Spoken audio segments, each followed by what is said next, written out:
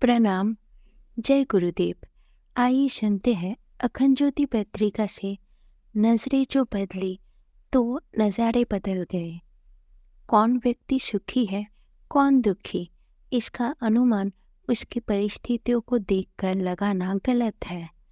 आमतौर से हमारे पास जिन वस्तुओं का अभाव है, उन्हें दूसरों के पास देखकर हम ये मान बैठते हैं कि ये सुखी है।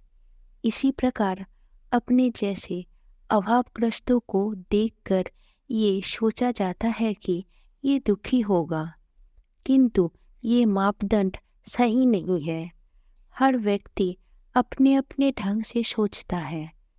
किस वस्तु का अभाव कितना खलता है और किस वस्तु के होने से कौन व्यक्ति कितना सुखी है, इसका अनुमान लगाना एक जैसा नहीं हो सकता। परिस्थितियों के संबंध में भी यही बात है। किन परिस्थितियों में कौन कितना सुखी या कितना दुखी होगा, इसका मापदंड भी एक जैसा नहीं है।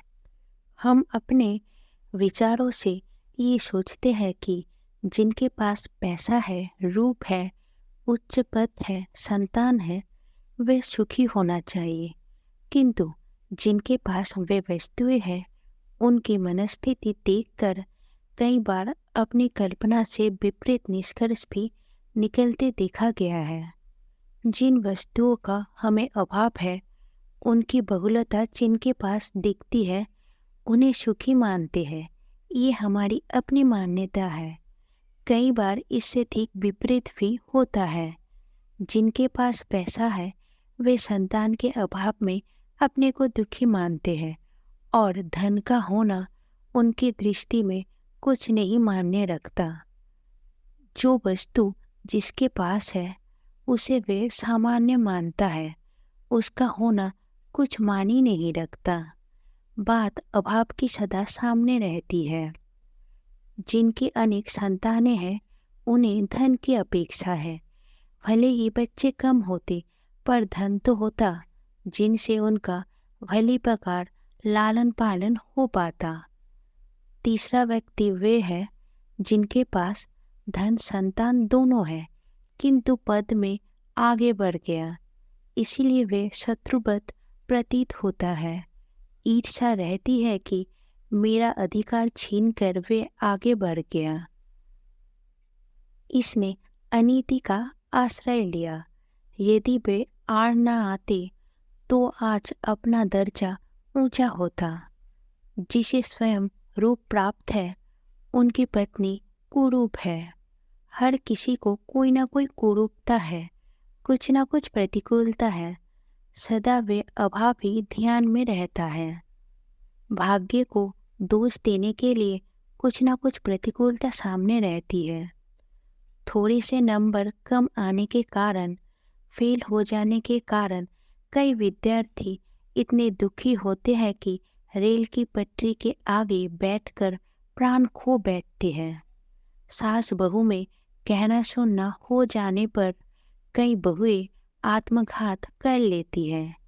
दहेज कम आने का प्रसंग बन जाता है, पकड़ धकड़ होती है, मुकदमा चलता है, जेल होती है और अच्छा खासा घर बर्बाद हो जाता है। वस्तुतः प्रसंग वैसा था नहीं। कामकाज इस या उस तरह करने की बात पर मात्र कड़वे वचन मुंह से निकल गए थे। यदि थोड़ी सी सहनशीलता होती तो इतनी बड़ी दुर्घटना सहज ही टल सकती थी। किंतु दूसरी ओर ये भी सच हो सकता है कि सास अपने कड़वे वचन व व्यवहार में बर्बरता को सामान्य क्रम मानकर चलती है, जिससे भावनात्मक दबाव बहू पर अत्यधिक हो जाए। प्रसन्नता कितनी किस्में हैं, ये कल्पना भर का विषय है। जिसके पास लाख रुपए की पूंजी है, उसे उतने से संतोष नहीं। पड़ोसी की तरह अपने पास भी 10 लाख की पूंजी होती तब काम चलता, जबकि दूसरे पड़ोसी को 10,000 से ही संतोष है और भगवान को धन्यवाद देता है कि चैन की रोटी मिल जाती है, किसी से उधार नहीं लेना पड़ता, किसी का कर्जा देना नहीं है। एक को खुशियाँ मनाते इसीलिए देखा जाता है कि उससे उस विरोध की भैंस मर गई जिसने उस पर मुकदमा चलाया था। ईर्ष्यालु व्यक्ति के लिए खुशी मनाने के लिए इतना ही बहुत है कि उसके प्रतिद्वंदी को कोई हानि पहुंच गई। एक की खुशी के लिए पोता जन्मे का समाचार ही बहुत बड़ी बात है, भले ही वो बड़ा होने पर कुपात्र निकले और दुर्व्यसनों से संचित संपदा बर्बाद कर दे। जो वस्तु जिसे प्राप्त है उसकी दृष्टि में उसका महत्व चला जाता है। सोचता है कि इससे अधिक मूल्य की संपदा उसे प्राप्त हुई होती तो अच्छा होता। जो उपलब्ध है वह कम मालूम पड़ता है, जबकि अनेकों व्यक्ति उसकी स्थिति के लिए भी तरसते हैं। अभाव की पूर्ति के लिए जो ललक उठती है उसकी बेचैनी ही एक प्रकार से सुख की परिभाषा है। जैसे ही उसकी पूर्ति हुई कि उससे बड़ी वस्तु पाने की बेचैनी उत्पन्न हो जाती है। जो हस्तगत हुआ था वह स्वल्प प्रतीत होने लगता है। ये मनोवैज्ञानिक गोरखधंधा ऐसा है जो हर व्यक्ति को अभावग्रस्त बनाए रखता है। यदि इस मानसिक कुचक्र से छूटा जा सके और इस प्रकार सोचा जा सके कि हमें जो प्राप्त है उसके लिए भी हजारों लाखों तरसते हैं, तो स्वल्प साधन वाले को भी संतोष की सांस लेने का अवसर मिल सकता है। संतोषी सुख है। अपनी अपेक्षा गई गुजरी स्थिति वालों पर दृष्टि डालकर ये सोचा जा सके कि भगवान ने हमें हजारों लाखों से अच्छा बनाया है, तो फिर कोई भी अपने को दरिद्र अनुभव ना करेगा।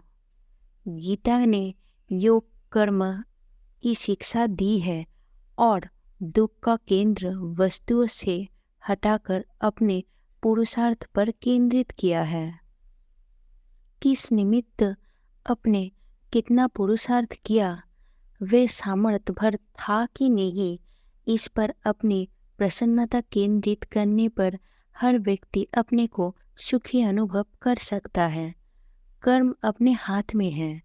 कितनी कुशलता, कितनी तत्परता, प्रसन्नता पूर्वक काम किया गया, इस बात पर अपनी खुशी को केंद्रित किया गया। इस प्रश्न को अपने आप से पूछते रहने पर काम अधिक होता है, अच्छा होता है और उसका स्तर भी ऊंचा रहता है।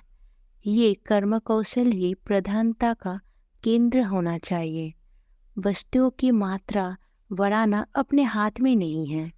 अनेक परिस्थितियां ऐसी है जो सफलता की मात्रा में सहायक और बाधक होती है।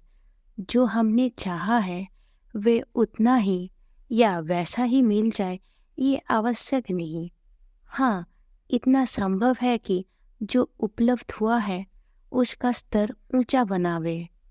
कुरूप धर्मपत्नी को सुंदर नहीं बनाया जा सकता, किंतु प्रयत्न करके उसे सुयोग्य, सुशिक्षित एवं सुलक्षणी बनाया जा सकता है। ये अपने कर्म कौशल पर निर्भर है।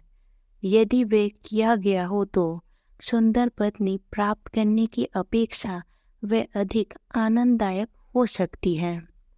अपने से अधिक सुविधा संपन्नों के साथ अपनी तुलना करने पर सदा अभावी अनुभव होगा, पर यदि कम सुविधा वालों के साथ अपनी स्थिति की तुलना की जाए तो प्रतीत होता है कि भगवान ने बड़ी कृपा की है और संपन्नता का एक बड़ा भाग प्रदान किया है। सुखी और दुखी होना एक मानसिक जाल जंजाल है जिसे हम स्वयं बुनते हैं। सोचने का तरीका सही करने भर की देरी है। हर व्यक्ति कम वस्तुएं रहते हुए भी अपने आप को प्रसन्नता भरी परिस्थिति में अनुभव कर सकता है।